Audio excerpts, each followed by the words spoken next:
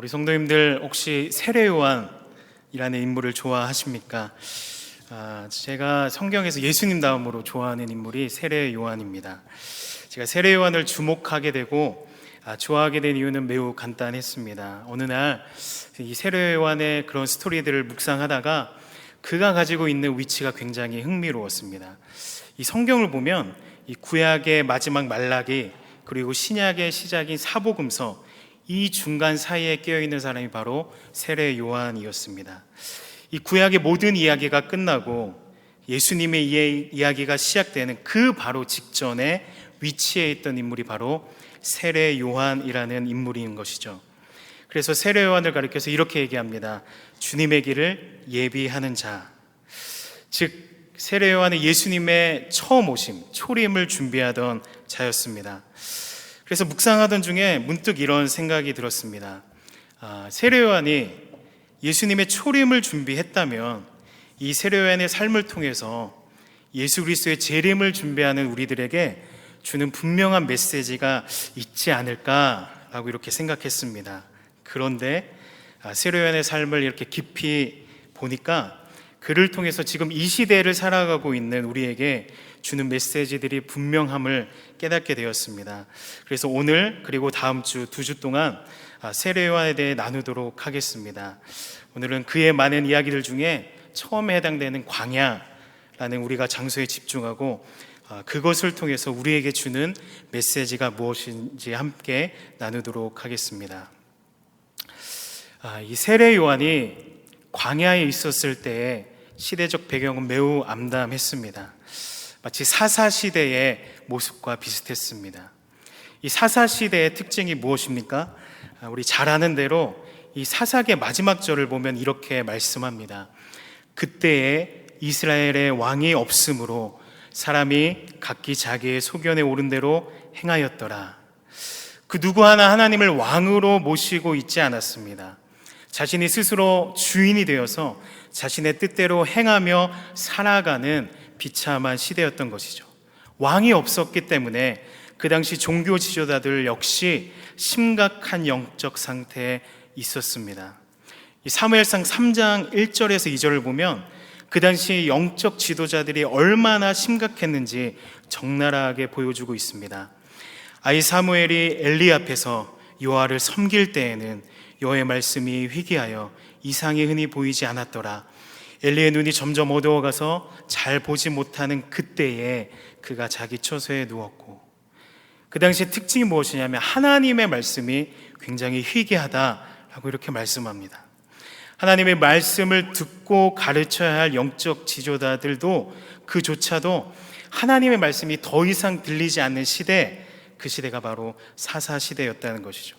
그리고 2절에 보니까 엘리의 눈이 점점 어두워졌다고 말합니다.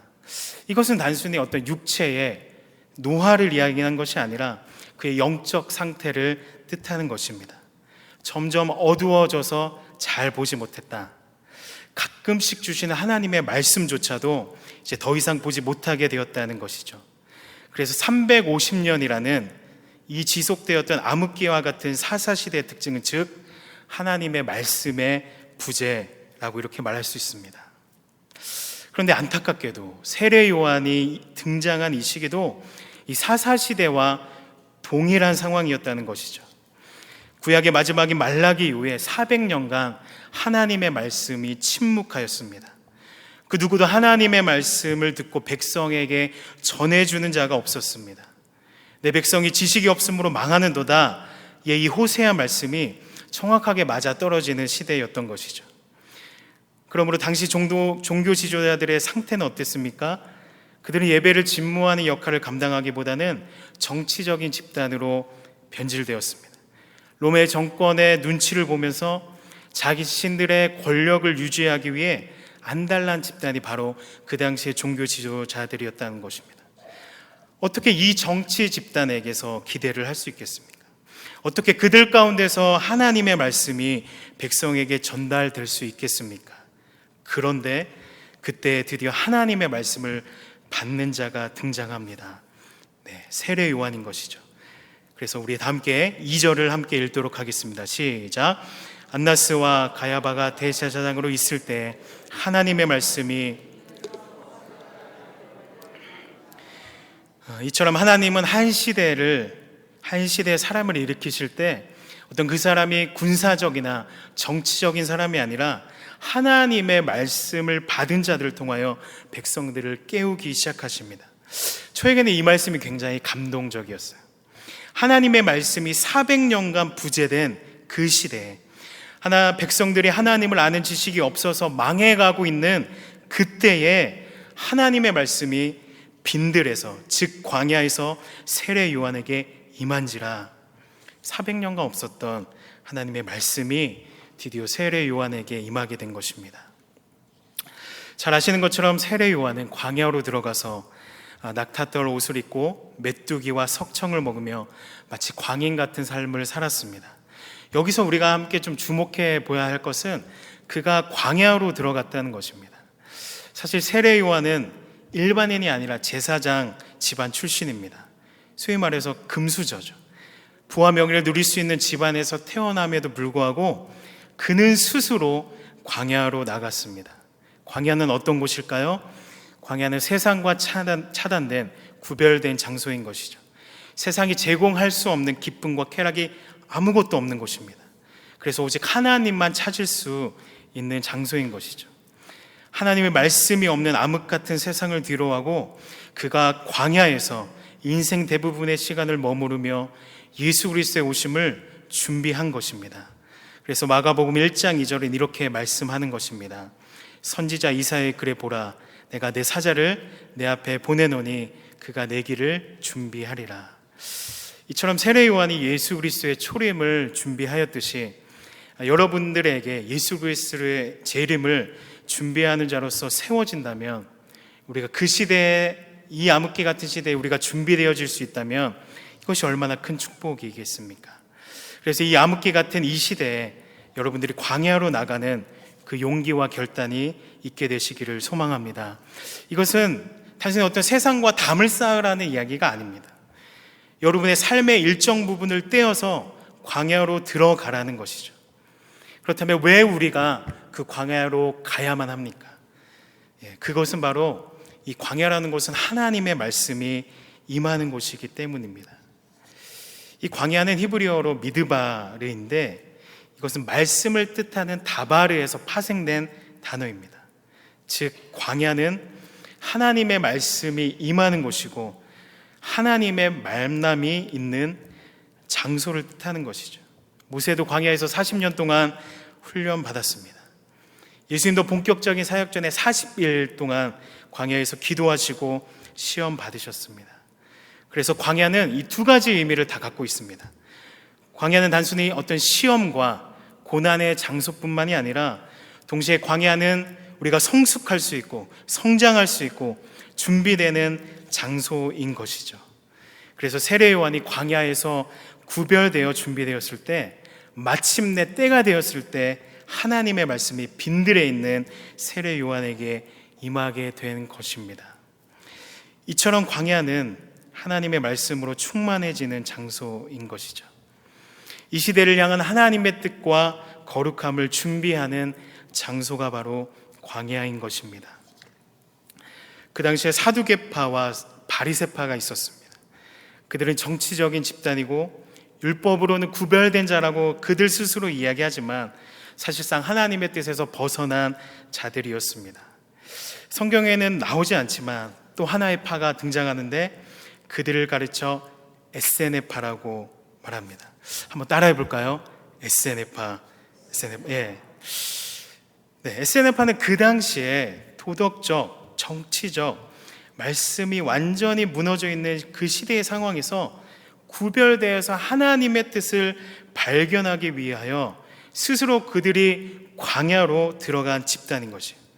광야에서 생활하면서 말씀, 특별히 이사야 말씀을 계속해서 보던 공동체가 바로 에세네파였습니다.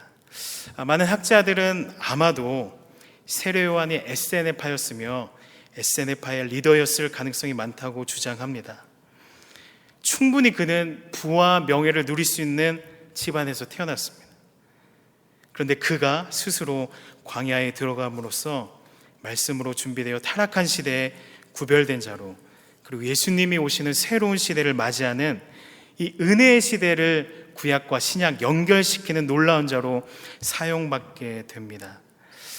특별히 세례 요한에게 임한 말씀은 무엇이었습니까? 바로 회개였습니다. 그는 회개 사역을 통해서 하나님께로부터 멀어진 백성들의 마음을 돌이키는, 그들의 마음을 회개시키는 놀라운 사역을 하였던 것입니다. 그의 사역이 얼마나 강했든지 그는 그냥 하지 않았습니다. 아주 무섭게 했습니다. 그가 어떻게 사역했는지 한번 7절, 8절을 함께 읽어보도록 하겠습니다. 시작. 요한이 세례받으러 나오는 무리에게 이르되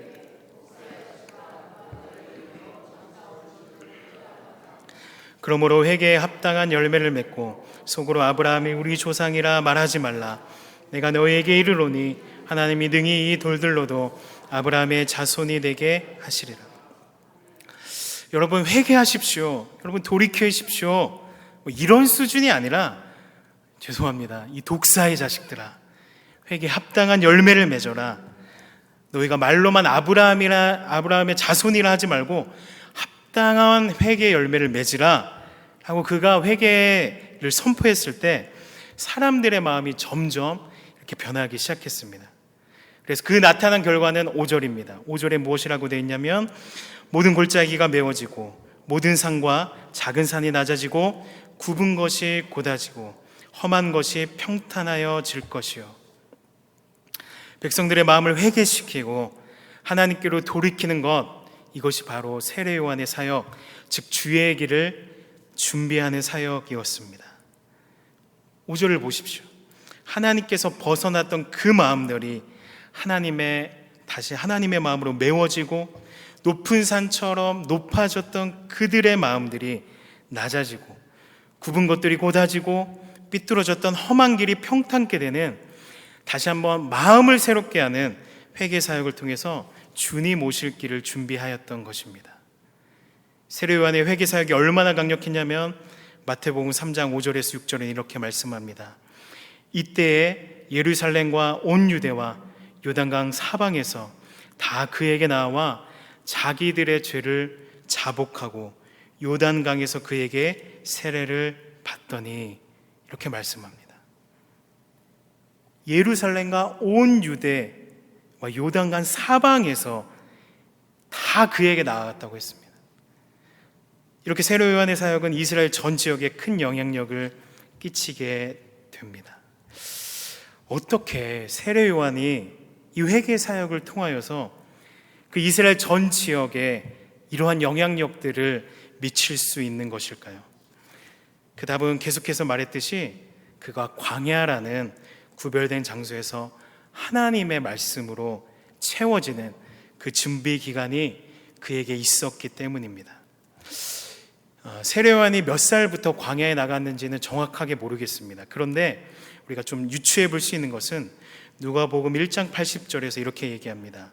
아이가 자라며 심령이 강하여지며 이스라엘에게 나타나는 날까지 빈들에 있으니라. 세례 요한이 이스라엘에 나타나서 회개 사역을 했을 때가 그의 나이가 30살이었습니다. 아마도 그가 스스로 판단할 수 있고 결정할 수 있는 나이, 아마 초등학생 아니면 중학생 그 나이에 그가 스스로 광야에 들어갔을 가능성이 많습니다. 그러면 적어도 그가 광야에서 10년에서 20년을 광야에서 지내면서 세상을 뒤로하고 구별됨이 그에게 있었다는 것입니다. 10년에서 20년이라는 준비 기간이 그에게 있었다는 것이죠. 제가 한국에서 청소년부 사역을 했는데 특별히 그래도 은혜가 있는 친구들이 저에게 이런 꼭 질문을 했습니다. 전도사님, 하나님의 영광을 위해서 내가 살고 싶은데 어떻게 준비될 수 있습니까? 이런 친구들이 많아서 제가 아예 주일 예배 때 설교를 했습니다. 이렇게 했습니다. 사랑하는 우리 학생 여러분, 여러분의 나이 때는 준비하는 기간입니다. 여러분들은 특별히 말씀으로 준비되어져야 나중에 커서 영향력을 발휘할 수 있습니다. 왜 여러분들이 수련회 때 받은 은혜가 그렇게 지속되지 않는지 아십니까? 여러분들이 기도하고 찬양은 열심히 하는데 여러분들에게 하나 부족한 것은 무엇이냐면 지속적인 말씀으로 여러분들이 훈련되어지지 않기 때문이에요. 제가 사역하면서 보니까 많은 친구들이 찬양과 기도의 은혜를 경험하고 심지어 치유의 은혜도 경험함에도 불구하고 이상하게도 세상에 나가면, 죄송한 표현이지만 나가 떨어지는 것을 많이 봤습니다. 도대체 왜 그런 것입니까? 여러분들이 경험한 것들은 다 가짜였습니까? 가짜 은혜였습니까? 아니죠. 여러분들의 하나 부족한 것이 있는데 그것이 무엇이냐면 말씀이 없기 때문입니다. 살아있는 말씀이 그 영혼을 지배하지 않으면 여러분들이 아무리 이 시간 기도하고 찬양한다 할지라도 한계가 있는 것이에요. 그래서 말씀은 좋은 장작과 같습니다. 불을 피울 때 좋은 장작으로 피우지 않으면 계속 불을 붙여도 불이 곧 약해지고 꺼집니다. 왜 그렇죠? 장작이 좋지 않기 때문이죠. 그런데 좋은 장작으로 하면 금방 불에 달궈질 뿐 아니라 그 장작이 오랫동안 열기를 내게 되는 것입니다. 여러분, 오해하지 말고 들으십시오. 찬양과 기도가 능력이 없다는 이야기가 아닙니다. 그러나 아무리 은혜로운 여러분들이 찬양과 기도를 할지라도 말씀이 없으면 금방 그 은혜는 사라지게 될 것입니다. 그런데 말씀 하나가 내 영에 깊이 임하면 이 은혜는 지속될 것이고 오래 갈 것입니다. 여러분, 말씀으로 이 청소년 시기를 준비하십시오 하고 막 제가 열변을 토하면서 막 설교했습니다. 반응이 어땠을까요? 네, 좋았습니다. 네. 저를 너무 얕보시는데 굉장히 좋았어요. 아멘 아멘 하면서 우리 청소년들이 반응했습니다. 근데 문제는 무엇이냐면 오래가지 않더라는 것입니다. 그들 안에 그 말씀이 도전이 되었을지는 모르겠는데 그들이 하나님의 말씀으로 그렇게 하나하나 스텝을 밟아가는 것들이 그들에게는 좀 부담이 되었던 것 같아요. 우리 청소년들이 가지고 있는 것은 한 번에 은혜 받는 것들을 기대했던 것 같습니다. 근데 말씀 안에서 자기가 깨어지고 말씀 하나를 보더라도 그 말씀이 나에게 얼마나 큰 영향력을 끼치는 것에 대해서는 그렇게 사모하지 않더라고요. 많은 청소년들이 하나님께 사용되길 원하지만 그 준비되어지는 과정은 달가워하지 않았습니다.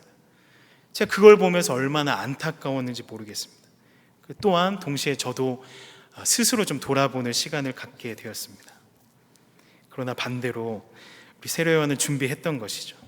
그 긴 광야의 시간 속에서 말씀을 깊이 묵상할 때 그 살아있는 말씀이 세례요한의 혼과 영과 및 간절과 골수를 쪼개기 시작하면서 그가 점점 그 광야에서 왜 하나님께서 나를 부르셨는지, 하나님이 나를 통해서 이루고자 하는 뜻이 무엇인지, 내가 누구를 드러내야 하는지, 예수 그리스도가 누구인지에 대해서 아마 깊이 10년에서 20년 동안 그가 준비되었다는 것입니다. 말씀들이 점점 그의 삶 속에, 그 안에 점점 축적되었을 때, 그가 드디어 30살 때 회개의 말씀을 선포하였을 때 하나님의 일들이 드디어 이스라엘 가운데 드러나게 된 것입니다. 여러분, 한번 생각해 보십시오. 세례 요한이 사실 어떤 다른 성경 인물에 비해서 크게 어떤 사역을 한 것은 아닙니다. 그가 한 사역은 단순히 이거였어요. 회개의 사역. 그러나 그를 통해서 하나님의 사람들이, 이스라엘 백성들이 다시 변화되기 시작하는 것입니다. 400년간 말씀이 없던 그 땅에 말씀이 다시 한번 선포되어지게 되는 것입니다. 준비된 그 한 사람을 통하여서 하나님의 일들이 놀랍게 풀어지게 되는 것입니다. 사랑하는 여러분, 여러분은 어떠십니까? 혹시 들으면서 이거는 나에게 해당되는 말씀이 아닌데, 이건 나이가 젊은 청소년들이나 청년들이 듣기에 적합한 말씀인데, 나는 이미 많은 세월이 지난 사람인데 굳이 나를 통해서 하나님께서 하실 일들이 있을까? 내가 굳이 이때 준비되어짐이 필요할까? 라는 질문이 있으십니까? 어떤 설문조사를 보았어요. 그 질문은 당신의 삶에서 최고의 전성기가 몇 살입니까? 몇 살이라고 생각하십니까? 라는 질문이었는데 1위가 29살, 2위가 28살, 그리고 3위가 35살이었습니다. 이 세상 사람들은, 많은 사람들이 내 삶의 전성기는, 내 삶의 가장 화려한 부분들은 젊었을 때라고 생각하는 것 같습니다. 정말 그렇습니까? 세상 사람들은 그렇게 생각할지 몰라도 그리스도인들의 전성기는 젊었을 때가 아니라 바로 지금 현재 진행형이라고 생각합니다. 그리스도의 아름다운 일들이 단순히 젊은 사람들에게만 해당되는 것이라고 생각한다면, 이 땅에 우리가 많이 이루어야 될 하나님의 일들이 있는데 그것이 단순히 학생들, 청소년들에게만 해당되는 일이라고 생각하신다면 죄송하지만 여러분들은 하나님의 일들을 제한시키는 사람일 수 있는 것입니다. 여러분들 하나님을 제한시키는 생각을 하는 것일 수도 있습니다. 제가 믿기로는 하나님께서 모든 그리스도인들에게 그 사람의 인생의 시기마다 준비되어지는 시간을 주신다고 믿습니다. 그때가 젊을 때일 수도 있습니다. 나이가 들 때도 있어요. 결혼하고일 수도 있어요. 아니면 지금일 수도 있습니다. 아니면 지금이 아니라면 그 나중일 수도 있습니다. 하나님께서는 각 시기마다 그 사람의 인생을 통하여서 하나님께서 준비되어지는 것들이 분명히 있다는 것이에요. 우리 담임 목사님께서도 많이 말씀하셨잖아요. 담임 목사님께서도 켄터키에서 공부했던 그 시간, 그 사역을 하지 않으시고 내려놓으시고 말씀 연구, 공부에 집중했던 그 시간이 제가 생각했을 때 목사님에게는 광야의 시간이었다고 생각합니다.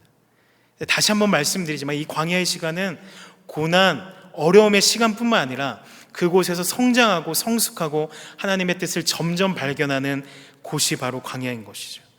그곳에서 목사님께서 앞으로의 사역, 하나님의 일들을 어떻게 감당할 것인가에 대해서 준비했던 시간이 제가 알기로는 3년이라고 들었는데 그 시간이 아마 광야이지 않았을까 그렇게 생각합니다.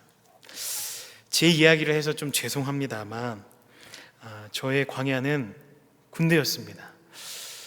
군대가 힘들기도 했지만 저는 군대를 통해서 동시에 정말 이렇게 성장할 수 있을까라는 경험을 한 곳이 바로 군대였습니다. 지난번 이 간증 시간 때도 제가 말씀드렸지만 저의 학창 시절은 찬양이 주였어요. 근데 대학생이 되고 이 말씀에 대해서 좀 모른다고 이 생각이 되니까 하나님의 말씀을 좀 알고 싶다는 갈망함이 제 안에 생겼습니다. 그래서 점점 이제 책을 읽기 시작했는데 그 갈망을 가지고 이제 군대에 들어갔습니다. 근데 말씀으로 너무 채워지길 원하니까 제가 군대에서 한 달에 이제 월급이 들어오지 않습니까? 제가 있었을 때가 한 7만 원이었거든요.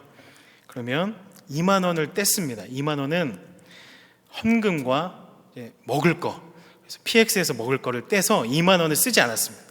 그래서 헌금하고 맛있게 먹고, 나머지 5만 원은 어떻게 했냐? 군대에서도 이제 인터넷을 통해서 책을 살 수 있었습니다.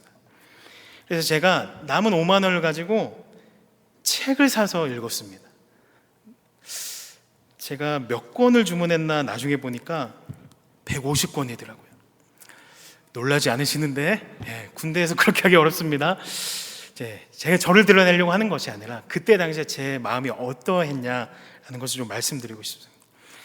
그래서 제 나머지 한 70%는 다 책을 샀습니다. 당연히 성경도 읽죠. 제가 틈만 나면 하나님의 말씀과 또 책을 읽기 시작했습니다. 신앙서적뿐만 아니라 신학서적도 주문해서 읽었습니다. 참 제가 어떻게 이렇게 할 수 있을까라는 생각이 들 정도로 제가 군학대였는데요. 제 연습이 끝나면 쉬는 시간에 선임들이 혼낼까봐 화장실 가서 읽었습니다. 뒤에서 읽고 안 보이는 데서 읽었어요. 또 공사하는 날이면, 삽질하는 날이면 삽질하고 쉬는 그 10분의 시간 동안 이 건빵 주머니가 여기 양옆에 있거든요. 양옆에 있고 주머니가 2개 있습니다. 그럼 제가 군학대 이 막사에 올라가기 전에 신앙서적 소책자들과 성경을 이렇게 꽂고 올라갑니다. 그리고 쉬는 시간이 되면 그걸 꺼내서 읽기 시작하는 거예요. 어떻게 그럴 수 있습니까? 너무 갈망하기 때문이죠. 말씀이 저를 막 부르는 느낌이었습니다. 제가 읽어야지가 아니라 말씀이 나 좀 읽어다오 하는 그런 느낌이었습니다. 그곳에서 만난 또 어떤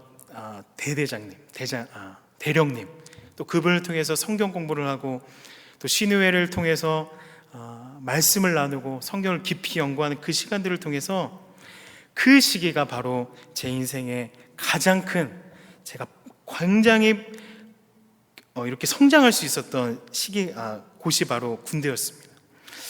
그곳은 힘든 시기였기도 했지만 말씀을 통하여서 성장할 수 있는 곳이었습니다. 그리고 예상치 못하게 이 미국에 온 것, 그래서 이곳에서 공부하고 사역하고 있는 것도 하나님께서 나의 다음 스텝을 위해서 준비시키고 있는 광야라고 생각합니다. 이 광야의 삶을 하나님께서 왜 우리에게, 왜 저에게 주실까요? 이유는 단 한 가지입니다. 세례요한처럼 앞으로 내 인생 가운데 주어진 하나님의 일 등을 감당하기 위해서 이 준비되는 시간을 통하여서 하나님의 일들을 하나님께서 나타나기 위해서 지금 이 광야라는 준비되는 시간이 필요한 것이죠. 그렇다면 이제 여러분 차례입니다. 여러분은 하나님의 일들을 위하여 어떤 일들을 준비하고 계십니까? 그것들을 위해서 혹시 여러분들은 광야로 지금 현재 들어가고 계십니까? 혹시 여러분 안에 이 시대와 젊은 이 세대들을 위해서 혹시 아프고 통탄하는 마음이 있다면 여러분 주저하지 말고 광야로 들어가시길 축복합니다. 그들을 위해 특별히 기도할 수 있는 시간을 따로 떼어내서 그 광야로 들어가십시오. 그리고 하나님의 마음이 담긴 이 세대를 향한 그러한 말씀들을 천천히 읽어 나가십시오. 그리고 기도하십시오. 혹시 이 암흑기 같은 세상에 살면서 혹시 거룩함에 대한 소원이 있으십니까? 네. 그러면 말씀에서 말하고 있는 거룩함이 무엇인지, 이 시대에서 나는 어떻게 살아야 되는지에 대해서 묵상하는 시간, 그 시간을 가지십시오. 여러분의 삶의 돌파가 필요하십니까? 여러분 가운데 관계, 어떤 건강, 어려움들, 그것들이 여러분들을 짓누르고 계십니까? 그러면 어떻게 되겠지가 아니라 당장 주저하지 말고 그 광야로 들어가시길 축복합니다. 그곳에서 하나님께서 주시는 그 말씀들을 묵상하십시오. 그리고 여러분들을 향한 하나님의 뜻과 마음들을 발견하시길 축복합니다. 그리고 하나님께서 주신 마음을 가지고 준비되어져서 일하길 바랍니다. 우리가 이 땅에서 직장을 다니면서 하루하루 이렇게 살아가는 것도 귀합니다. 사실 그것마저 살아내는 것도 쉽지 않습니다. 제가 감히 어떻게 여러분들의 삶을 함부로 판단하며 그래도 여러분들 하십시오라고 얘기할 수 있겠습니까? 그러나 우리가 말씀에 비추어서 다시 한번 결단할 때 여러분들 가운데 반복되는 삶, 반복되는 직장, 교회, 또 일터에서의 삶을 그렇게 하루하루 사는 것이 그냥 이렇게 하면 잘 사는 거겠지, 이렇게 하면 뭐 괜찮게 사는 거겠지라고 혹시 여러분 가운데 아니란 마음이 있었다면 이 시간 제가 감히 도전합니다. 다시 한번 여러분 그 광야로 나아가서 지금 여러분들에게 말씀하시는 여러분들을 향한 뜻과 부르심을 재발견할 수 있게 되길 소망합니다. 하나님의 일은요, 나이와 상관없습니다. 하나님의 일은 여전히 현재 진행형으로 여러분에게 주어지고 있습니다. 그것을 발견하고 쫓아가느냐 아니면 그냥 안일하게 사느냐는 여러분께서 선택해야 될 것입니다. 이 시간 다시 한번 세례요한 같이 이 땅에서 좀 준비되어졌으면 좋겠습니다. 나이와 상관없이 여러분들의 부르심이 이 세대를 위한 기도라면 그 시간에 좀 투자하십시오. 여러분들이 돌파되어야 될 어떤 부분들이 여러분의 광야이고 여러분들의 기도 제목이라면 그 소원을 가지고 광야로 나가십시오. 그러면 하나님의 영광과 나라를 위해서 여러분들의 그 헌신과 준비됨이 여러분에게 기도와 그 말씀이 여러분들을 통해서 하나님의 일들을 일어날 수 있게 되는 것입니다. 그것을 하기 위해서 오늘 이 시간은 먼저 그 광야로 나아가서 그분의 뜻이 담겨져 있는 말씀 앞에 머무르도록 우리가 결단하겠습니다. 그럴 때 우리들의 삶은 조금씩 달라지게 될 것입니다. 세례 요한은 준비되어졌고 그리고 하나님의 부르심과 뜻에 맞게 사역을 하였습니다. 그리고 회개 사역 이후에 그의 마지막 주어진 일을 이루고 그는 무대에서 퇴장합니다. 세례 요한이 했던 두 가지 사역이 있어요. 하나는 아까 말씀드린 회개 사역, 그리고 또 하나가 있습니다. 그것이 무엇입니까? 우리 다 함께 마태복음 3장 15절을 읽겠습니다. 시작.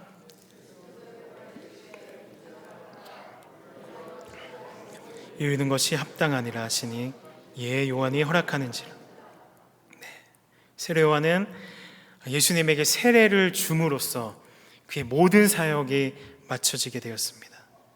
이제 새롭게 펼쳐질 하나님의 나라, 예수 그리스도의 시대가 열리게 된 것입니다. 그의 임무는 그것이었어요. 구약과 신약을 연결시키고 예수 그리스도의 시대가 열릴 수 있도록 그들의 마음을 회개시키고 그 모든 사역의 권위를 예수 그리스도께 세례를 줌으로써 줬다는 것이죠. 저는 이 모습이 굉장히 아름답다고 생각합니다. 자신의 부르심과 뜻을 광야에서 깨닫고 준비했던 모습, 그리고 아름답게 그의 사역들을 정확하게 이룬 그의 모습을 통하여서 이 이야기는 단순히 세례 요한에게만 해당되는 이야기가 아니라 지금 이 시대를 살아가고 있는 저와 여러분들에게 도전하는 말씀일 것입니다.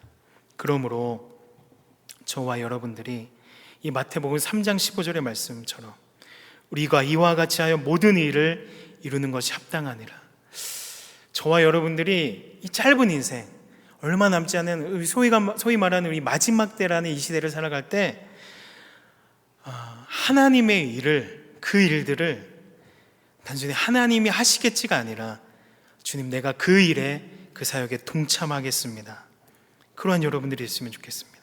그래서 저와 여러분들이 우리가 그 천국에서 하나님 앞에서 너가 나의 의를, 나의 뜻을 이루기 위해서 이 땅에서 그렇게 준비되어졌고 수고했구나, 고생했다 라는 말을 듣길 원합니다. 그래서 우리의 남은 인생이 하나님의 뜻을 이루기 위한 하나의 도구로 사용되어질 수 있길 세례 요한과 같이 준비되어지고 정확하게 여러분들의 부르심과 여러분들을 향한 하나님의 뜻을 이 땅에서 이루어내서 하나님의 사역과 같이 동참하는 여러분이 될 수 있길 예수님의 이름으로 축복합니다.